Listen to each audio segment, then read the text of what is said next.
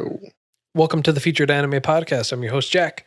And I'm Rick. And today we are talking about a personal favorite for both of us, actually, Log Horizon Season 1. Now, I do have a little bit of a gripe that I'd like to display here. Okay. Season 1 has been just eradicated from any legal free site.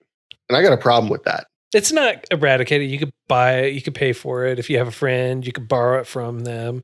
You know, other ways to be able to watch it. You know, if there's other ways you could watch it. I said free.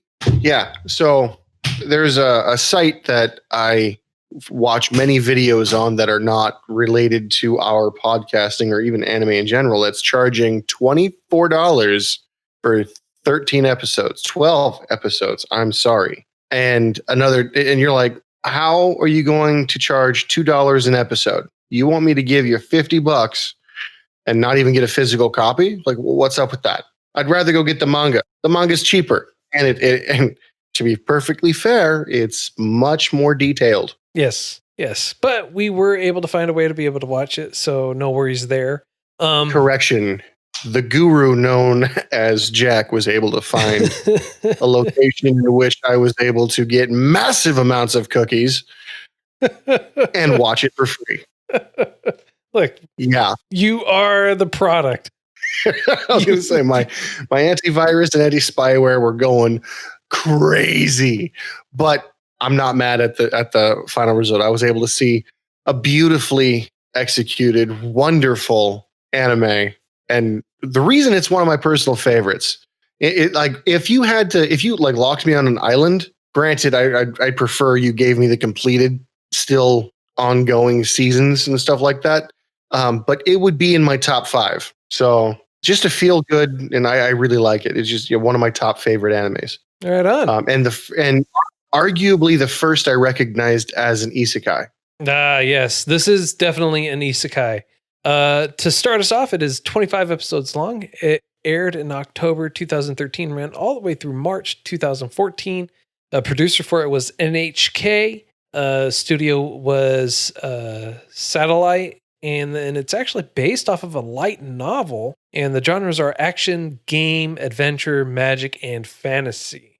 And it excels in each and every one of those. I would argue slice of life too, only because of the certain elements we're going to talk about. Yeah. But no, I can see that. Yeah. So in case you didn't catch on to that, Satellite is also the same studio. They've done some work for a fairy tale. They've helped out with the fairy tale movie. They've done few in the Hellsing Ultimate. I can definitely see the animators in that. That makes sense. And then they also helped animate World End. What do you do at the end of the world? Are you busy? Will you save us? That one. They actually helped with that one. And then they also did Somali and the Forest Spirit. So would you consider them a powerhouse of an animator? Yes, I would definitely consider them a powerhouse, simply because that was just a smidgen of the animes that they've done. They've done a large number of other ones where they are the sole studio for it. And some of them I haven't seen, but some of them I have, and I'm actually not disappointed in them at all. Like what? Oh, aside from Somali and the Forest Spirit, Fairy Tale in general, they've helped out do some of those. They've done Macross F. Oh. Yeah. So they've done some of the Macross. They've done the Hellsing, which I'm a big fan of Hellsing Ultimate as well. Loved both of those. They did the prologue for Final Fantasy 15, which I thought that was tastefully done. Oh, geez. So you could knock every last one of the other off of your notepad, all the other names, just you can erase them. The prologue by itself, that sold me on that whole studio. Then again, you can't really go wrong with Final Fantasy, really anything. True. But that's just my personal favorite. Actually, going way back in the day, Final Fantasy VIII, you let me borrow your discs when they still had a black back on it. Oh yeah, for the PlayStation 1. And they were damn near scratch. They were scratch impervious. Like you could, I don't know why they made him so much more flimsy and fragile, but you could literally take a knife and write your name on the black part of it so you knew it was yours and the game would still play no problem. Yeah, I never had that. The only ones I ever had a problem with were those Final Fantasy VIII ones. I must have bought 8 copies replacing them, and it was only because the first disc ever messed up on me. That being said, yeah, so we got a little off topic. Well, I mean, not really, because this is also an MMORPG. The Log Horizon is based off of, or not based off of, but it takes place in an MMORPG. I would argue that Final Fantasy VIII could have also. I would not have been mad if I was thrown into that universe. I would have. I mean, I could think of some better ones to be thrown into than Final Fantasy VIII, but at the same time, it wouldn't be that bad.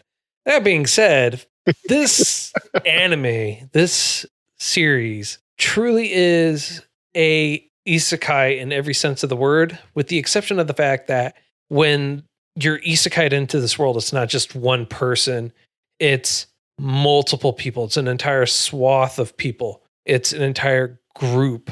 And it's not just a few thousand, it's tens of thousands of people that were there. And so it's not like anyone in particular were isekai'd into this world. So yeah, but we only ever really see the Japanese server. True. And I believe, what was the number that they actually honed in on to it for just in Japan? Just in Japan, it was like 30,000. They kept repeating that, I think. So, I mean, if you have just 30,000 in Japan, just think about the cataclysmic event that it could have on the whole world, right? Ooh, dude, could you imagine if that's what season 3 is about?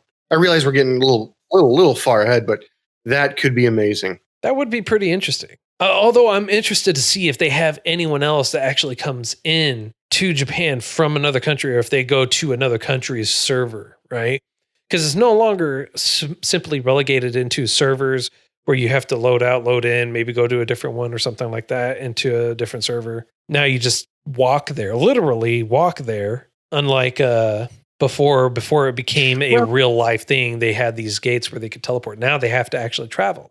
But they also have now they're also able to have like major boats. True. But we'll get into that. So hopefully you can go to the mainland and stuff like that. But when you're thrown into this game, it's very similar. It reminded me a lot, now that I've widened my anime horizon, it reminded me a lot of Sword Art Online, where everyone's out doing their own thing, and then they get teleported to the city. Now, that's basically where the similarities end, in my opinion. Yes.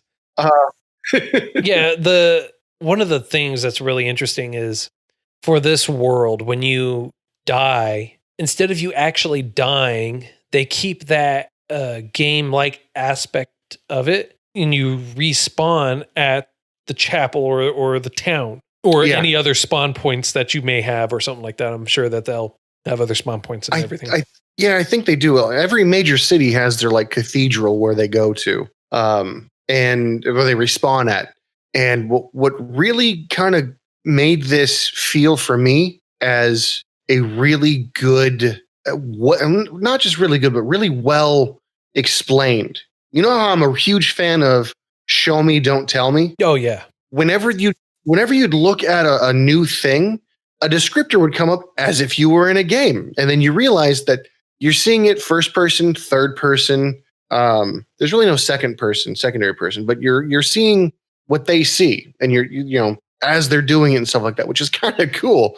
But if you pause and whenever you see the images displayed with writing, if you pause, everything's there. It tells you what server you're on, if there's PvP allowed, if skills are allowed. Like, it gets in depth. Yeah. And like the detail in making sure, and this is from episode 1 to episode 25, the detail that came in with every informational scene you see, it was consistent. It was really well done. Yes. And it aside from the thing that always annoys me, but I've learned to get over it, when a character is wearing glasses and they look at you, they give you the side eye. For some reason, that rim, that thing that sits on your ear, I don't know what it's called, unfortunately. That's my own ignorance. But that disappears and you can see their eyes clearly. And I'm like, Yeah, but that's also a very common theme for a lot of different shows, a lot of different anime. And it's not even just glasses. They'll do that for fences. They have like this magic cutout for where the fence is or the net or anything else that's there in front of their face that has see-through, but it just magically disappears right in front of their face. yeah. And watching this again, because again, this is one of the first animes I've ever encountered like this.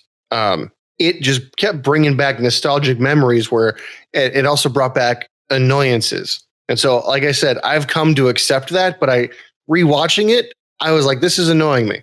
This is why. And I thought it was hilarious. The trope where the person wearing glasses was a villain or super smart or out for themselves. And the thing I really, really liked is they played on that because they had like this intermission or this like cut scene in the middle of almost every episode. And one of them, they show the 3 characters that you see wearing glasses, and it shows them in their demon shadow form. And what I mean by that is you have the outline and they just like took MS Paint and blotted their thing black and then drew big white circles for eyes and a creepy smile. And that's like their shadow form. But you only ever see that when another character's like it's the devil that wears glasses or the villain in the glasses. Yeah, and there's a lot of jokes and there's some memes out there that actually play on this anime too. I even posted one of them as well. It shows Shiro completely blacked out with the red smile and his glasses there, and it's like, and he's the good guy because he is he's very cruel and calculating at times to make sure everything gets done the way it needs to be, and he's considered the strategist. So what's interesting about this anime, what I really enjoyed by the fact that one, it's not just one person, it's an entire group of people that are there. And it's not just one person being brought in who's all powerful. It's a whole bunch of people that are brought in and they all have their own strengths and weaknesses across the board. And so it's everyone in the show trying to learn how to get along and try and set rules and boundaries. And basically they're trying to form their own country from the ground up. Yeah. I mean, that's it. It'd be difficult if you had perfect circumstances, but it's nowhere near perfect here. What I thought was really unique and interesting about this storyline was the fact that there was no single group that was able to conquer everything. Like with a real MMORPG, World of Warcraft. If you have your own guild, you have your stuff like that. Shiro, our main character, was the strategist of his ragtag group called the Tea Party. They all belonged to other people, to other guilds, but they came together because they enjoyed the game. And you don't get to see everybody. Mm-hmm. I imagine eventually you will. I hope you will at least. But the thing that got me is, what would you do? What would happen to you if you were thrown into this situation where you were your character? Much like Overlord, except no food. And the food is considerably more bland than anything. They actually complain about it for the first 4 or 5 episodes. With like, we can add salt, we can add sugar, but it's all mush and it tastes like water. So for breakfast, we're having sugary mush. And for lunch, we're having salty mush. Right. And for dinner, we're going to have like spicy mush. But they do also state that the ingredients themselves individually also have their taste. So bananas taste like bananas. Strawberries taste like strawberries. Bread tastes like bread. But only if you pick it. And only if they're ingredients. If you combine the ingredients when you like pick them up and everything like that, and you like go through the menu to create it, it just tastes like plain mush. It doesn't taste like anything. Anything you get from the store, from the market, also mush, because they sell these extravagantly amazing looking dishes. And it's hilarious because you see them taking like really awesome sushi rolls and pizza, and they're crying as they're eating it because it's just, there's no flavor. Right. And it's one of not the biggest because of anything. It's because it's the adventurers that everyone's actually called in this. They're creating them because the people of the land, the NPCs of the group, they don't know about the mixtures and creating the foods and prepping the food like that. They just know it in its base form, in its raw base form. Correct. Now, I can only assume that the people of the land, or the NPCs, are eating the same bland food because they don't, as it's stated much later, when they find out that food can be flavorful, they're taking better care of the livestock. They're deciding which particular vegetables to grow, and their produce has become a much higher quality because they found higher quality food equals better tasting food. And it actually kickstarts the economy. Now, one of the things that I liked about this is it actually had a very, very solidly based economy.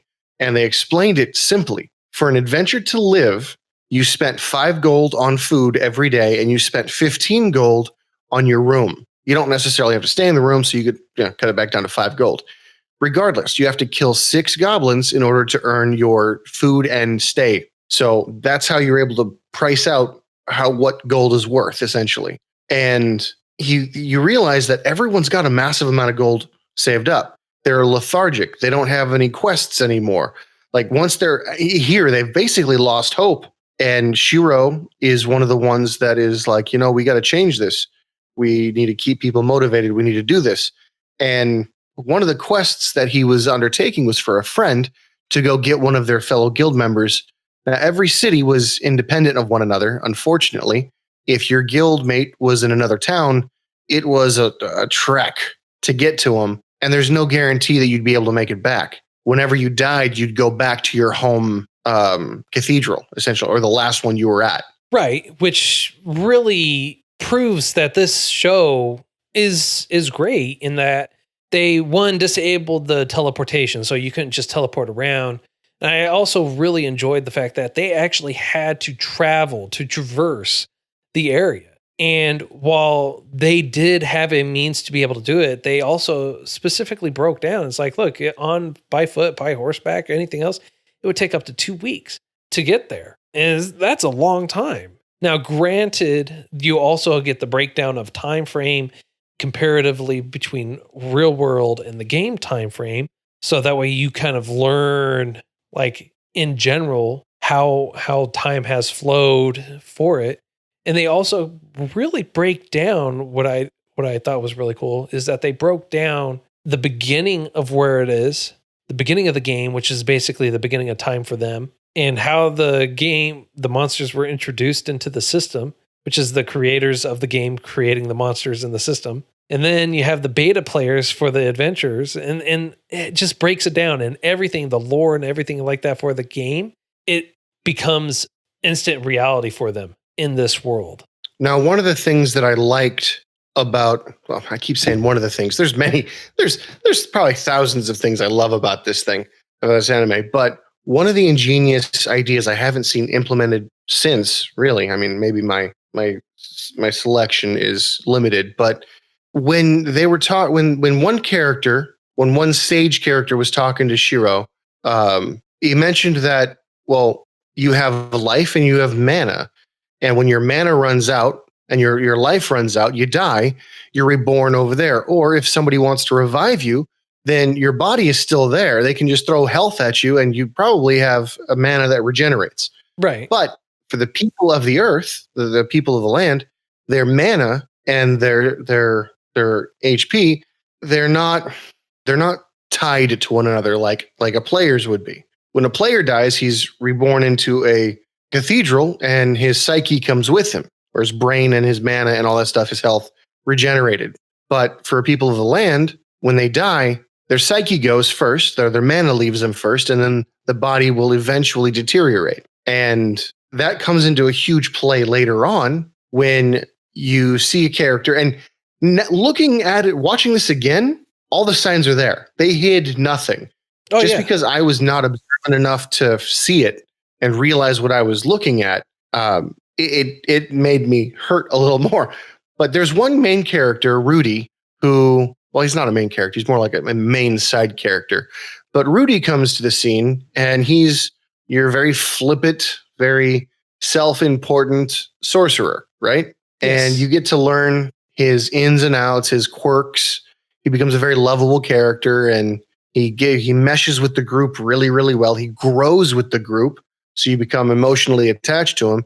And then he sacrifices himself to buy everybody time. And at the very end, he screams, "I'm an adventurer," and then basically self-destructs. And you're like, oh, that's kind of cool. But all the other characters in his group go to meet him, and they're like, all right, cool, let's revive him. And they realize they can't. Yeah. And that's when you find out that he's not an adventurer. He's a person of the land. Right. To me, it felt even more because he sacrificed. He was running around training and learning with these people he admired, and he essentially sacrificed himself for the immortal friends he had. True. So to me, he was worth more, in my opinion. He was, because he didn't think he could come back. His sacrifice is worth more than 100 adventurers dying. Now, one of the things that I should probably mention that I know you'd probably kick me for not saying sooner when I was talking about psyche and stuff like that. Here, when you die, it turns out that you lose more than just the experience you didn't bank when you leveled. Yeah. You lose your memories. Yeah, exactly. And they don't know how much of the memories. They don't know which ones are chosen or anything like that. You just know that they are. And it's actually explained much earlier than that, than what you were just talking about than there. To kind of round back to what you were talking about earlier about the journey for Shiro going up to the northern country to get one of the friends' guildmates, I guess is what you would call it. When they were really traveling along and they were talking about the meshy food, you start learning about the mechanics of what you actually have to do. And that's what's really great, is that there's not just a small change to it that just doesn't mean anything. It means magnitudes. So they run across one of the main characters, or supporting character, Chief is what everyone calls him. And he actually tells them, hey, this meat can smell like meat. This food can taste like this great food if you prepare it by hand, if you prepare it yourself. But, and this is interesting where they keep the game aspect of it. You have to have that subclass to be able to do that. Now, what I got from later on towards the end, especially towards the end, is that you can actually change your subclass to something else later on. Your primary class is your primary class, but your subclass, you're allowed to change it to something else. Granted, you lose that experience in those levels, but you're able to still level it up. I thought it was kind of nice they were able to do that, and it was very tactful in their execution. It wasn't something like, oh, you can start over. It's still a game. It's, well, you're stuck with your main, but you're able to change your job, your subclass like you would a job. And I thought it was really redeeming, because one of the biggest controversies that started in the beginning was that all the new characters were rounded together and basically held hostage, and they were forced to be what were they, leather workers to fix the equipment that was breaking. Yeah, like these kids, these new players didn't have a choice; they were forced to do it. So I liked the option to change no matter what it was, and I liked the breadth, the amount of options you had that was also explained. Yes. It felt like a real game. It felt like they had this big bulletin board and saying, if you did this, you can then do this. But if you did this, that negates all of this other stuff. And it felt like it was extremely well thought out. And to my knowledge, they did not make any mistakes as far as their explanations go. Everything made logical sense. No, I honestly have to agree with you there. What's really interesting too is they always referenced the update that just happened for any of the new things that they're trying to figure out, or anything that they're trying to discover. They learn it's like, hey, the level cap before was 90, now it's like 100 and something, I think is what they said. They never hit a top. They just knew it was more. They were guessing it stopped at 100 because every expansion was 10 levels, but nobody's hit a level 100 yet, so they don't know. Well, it was just stunned, so no one's even hit level 91 except for the people that were going out there grinding for it. What's really also interesting is that Shiro which is why they call him villain in the glasses, is he actually figures out, he's like, hey, you know what? There's something going on here and it ain't right. To reference what you were talking about, is he figured out or learned that there was a guild basically kidnapping all these low-level adventurers, forcing them into indentured servitude, and they can't leave. They can't do anything at all. They're actually restricted on every level because each guild master is able to put permissions and restrictions in on everything, and even able to do it on a individual level. And I'm glad that they actually explained that too. I mean, like I said, the detail, they didn't miss anything. And it was just, the story mode. What I liked about Shiro the most was his mentality, because at the end of this first series, you find out that he's making people dislike him on purpose. Yep.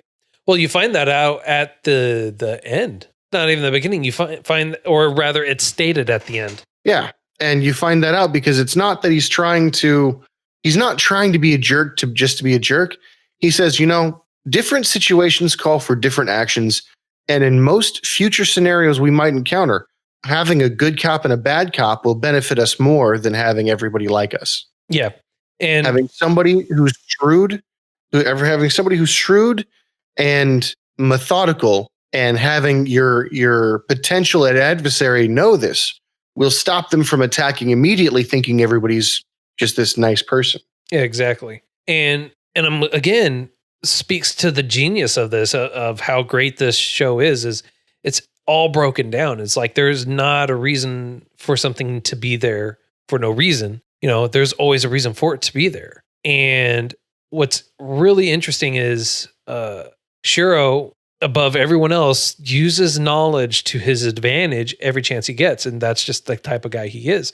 Like when he learned that, hey, you can actually cook the food and it'll actually taste like food, he uses it as leverage to help elevate him to his next goal, to help actually fix a problem, which was save all those kids or all those low-level individuals who were in that one guild and make it so that way they can actually get out. By doing that, he buys the guild building. Yeah, he buys the guild building for that specific purpose. You're thinking, only to find out, no, it's to actually blackmail everyone else to start acting like civilized people, and anybody who doesn't want to do that gets kicked out. Mm-hmm. Now, the biggest danger and the biggest fear for blackmail is the guild house that he just purchased holds everybody's valuables. It's known that people are killing players. Like, players are killing players to get their stuff. So everyone's hoarding all their valuables in the guild hall. Well, your guild hall is no longer accessible to you in this city.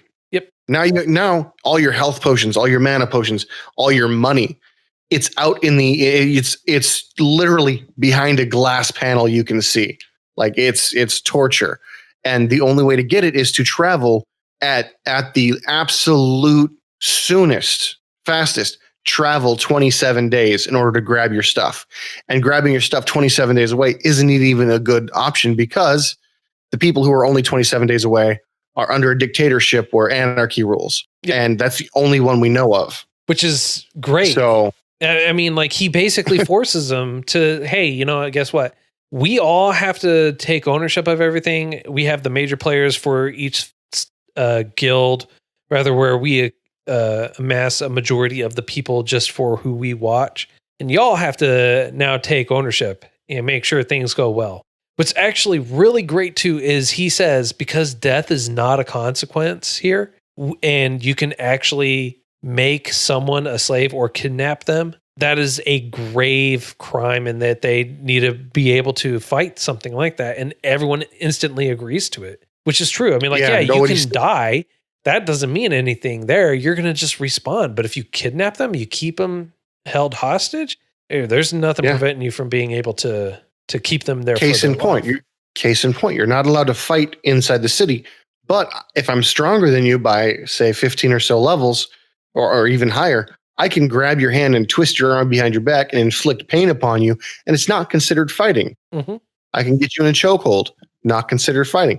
It's considered a submissive hold or submission hold. And And there's these automated knights that will come in and basically destroy you or kill you if you try to fight them, or if you try to fight inside the city limits. So there is a police force that will help prevent violence to a degree, but it won't prevent a lot of these other things, and it won't prevent anyone from being killed outside the city too. Yeah, that's why we're walking outside is incredibly dangerous, because within what they also do in the rules is they're like, look, no more PKing in certain areas. If you're below level 40, you're under the protected class because you're not even able to have enough valuable stuff to be worth killing over. Like, and let's maybe cycle out these, since we're acting like a city, let's cycle through these hunting grounds, you know? Yeah. And then one of the things they did is they also held a training seminar, probably the first one ever, for anybody who's lower than level 40, to teach them how to cooperate and teach them how to be contributing members of their society, to be active gamers, to learn how to do it. Because before it was a simple action where you sent an attack and like you entered the keyboard, you got the attack done, you didn't have to do anything. Here you can do the same thing, but it takes much longer.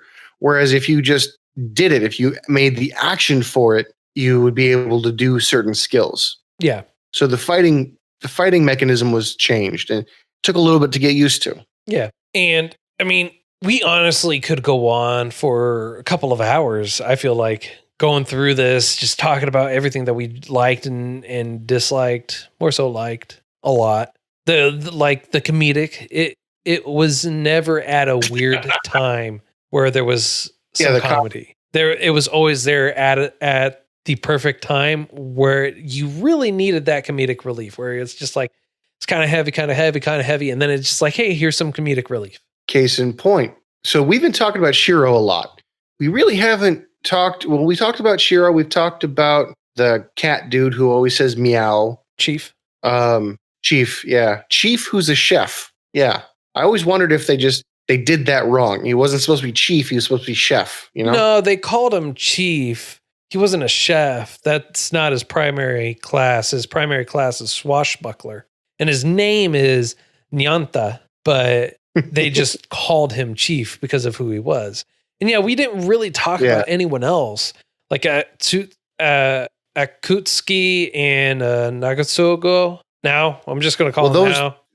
Those two always had their comedic reliefs, and now he was pervy. He just like, hey, you know, hardcore. Like talked about like panties and women in general and everything like that. And every time he would even begin to say anything lewd, anything at all, Akatsuki would straight up kick him and then turn to Shiro and say, hey, is it all right if I kick this guy in the face? It's like, yeah, and it never hurt him because he got to be, hey, you can't ask after the fact. Like, what the heck?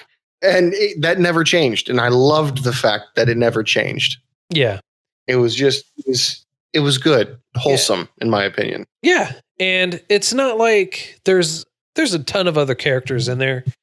And each one of them, even if they're a supporting character, they are given due justice so that we can kind of understand what's going on with them. You can understand how they are in general. And I think that's actually really done well. Well, there are no characters that you get to see, even if they don't have a name. There are no characters that you get to see that are doing nothing, which I thought was impressive. Yeah. Because it takes so much forethought. Like, I swear, they had to have a master plan set up beyond what the light novel was. Because every person you see, every person that has an interaction, even in the background, is important. And it goes to the point where Shiro also thought that, you know, in this new expansion of our game that locked us here, the people of the land have also changed. They're more human than we are. In this particular situation, we're the abnormal ones. We don't die. We are stronger. We're better. Like, the people of the land are the humans of this situation. We're the invaders, essentially. Yep. And as they're doing their technological advances in the city, you see people with red rings on. And you're like, oh, okay, maybe they're just part of a secret group that Shiro put together because that's the shit he would do. And actually, no, they come from the eastern province of Free, whatever it was. Yeah. And they're people of the land sent to spy on the adventure group, trying to figure out what's going on there. Yeah. And you're like, wait a second. It's not just the adventurers that don't know what's going on. The people of the land no longer have dialogue. They're no longer issuing quests. They're no longer doing things that they should in a game. And not only are they more humanized, if you kill them, they don't come back at all. Yeah. Unlike monsters, which do. And it's really great that they actually took the time to be able to do something like that, right? That they took the time to make sure that this was really thought out and that this was properly explained, and so that way you can truly understand the gravity of what's going on. So that way you can truly understand what the whole mentality is behind everyone, because it's not normal for a bunch of people to just like all of a sudden be there and it's like, hey bro, cool story. Guess what? There's this thing that happened. Everyone knows about it, including the NPCs, and we're just going to act like nothing happened. I'm glad that they decided to make it actually like, hey, this big catastrophic event happened and everyone on both sides knows about it. This is kind of a sidebar, but the fact that they stopped accepting quests allowed for a Goblin King to be crowned. If they would have gone through like they always did and accepted quests and killed goblins, the Goblin King would have never actually been a threat. Yeah. And they would have never been, if the Goblin King was never a threat, the kingdom would not have attempted to sign a treaty and an alliance with the adventurers. Actually, they didn't even figure that out until after they were already trying to figure out what to do with the adventurers. It was during that time that everyone started figuring out what was going on. It's like, oh, this isn't good. We need to try and figure something out. Politics in this show really play a part, and it's not done in a way that's distasteful, that just makes you really kind of grit your teeth at it. It's done in a way that really helps progress and move the story along. And it's done also in a way to make it easily digestible too. I was going to say that it's easy to understand, but easily digestible is probably a little more eloquent. Yes. So I think that's a pretty good spot for us to leave off on. I mean, like, I know that we definitely could both go on 4 hours, but oh God, yeah. I think we can probably continue this conversation with everyone else in our Discord server. So how about on a scale of up to 10 for right now, sir? How would you rate this? 10. Just straight up 10. There is nothing I could say or do to make this any better than it already is, in my personal opinion. All right. Well, I honestly, I mean, like, I can try and think as hard as I want. I honestly have nothing really negative to say about this anime. And I also got to give it a 10. Oh, okay. Well, I mean, minus 10. So really I'm giving it a 0. Screw that noise. No, I'm just playing. I'm playing. No, I got to give it I agree with you. I got to give it a 10. I honestly tried to think of something negative, and I really can't. I mean, like, how the characters are, how their interactions are, the story and character development, it's actually done really well. And even coming back and revisiting it 6 years later, I still think it's a great show. And if you're not a fan of isekais, if you're not a fan of anime in general, this still really is one that you should give a shot. Yeah, it's just that good. Well, like it's again, I like I said, it's in my top 10, my top 5. So yep. So next week is your choice, sir. What do you have in store for us? Oh, so many different things. Well, no, I'm just joking. I want to do season 2. Season 2? All right. I definitely want to do season 2. Like, I'm fired up. I even got my girl to watch it, and she was impressed. So I season 2, 100%. Season 2, it is right on. Hopefully, it's just as good as season 1. I remember it being pretty good, not as good as season 1, but it is still 25 episodes long. And it's actually by a different studio as well. So that could also have something to do with it. And that's kind of weird because it was released in spring, season 1, and then season 2 was released in fall. It was both were released in October. Both ended in March. Oh, So October 2014 to March 2015 for season 2. So exactly 1 year I apart. apologize. Yeah. Nah, that's my bad. I was wrong. Was wrong. So wrong. So wrong. So wrong.